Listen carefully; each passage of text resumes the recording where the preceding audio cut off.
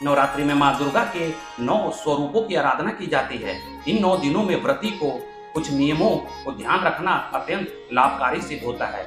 किसी भी व्रत में व्रत के कुछ नियम एक दिन पहले से ही शुरू हो जाते हैं, तो आइए जानते हैं वो नियम।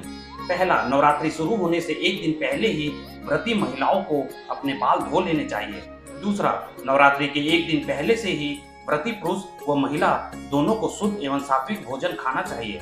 तीसरा, नवरात्रि के 9 दिनों में ब्रह्मचर्य व्रत का पालन करना चाहिए। चौथा, सुबह जल्दी उठना शुभ होता है, इसलिए सुबह जल्दी उठकर अपना नित्य क्रम कर स्नान कर लेना चाहिए। पांचवा, दांतों की सफाई के लिए दातुन का प्रयोग शुभ माना जाता है, पर यह शहरों में मिल पाना मुश्किल होता है, तो आप नया ब्रश व टूथपेस्ट प्रयोग में ला सकते हैं।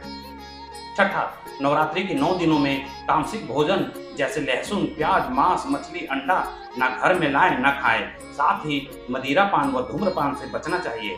सातवां, नवरात्रि के दिनों में माँ दुर्गा के 9 स्वरूपों की पूजा की जाती है। हर रूप का अपना महत्व है, इसलिए माँ दुर्गा के हर रूप की पूजा विशेष तरीके से की जानी चाहिए, जैसे 9 रूपों को अलग अलग भोग, 9 रंग के वस्त्र आदि।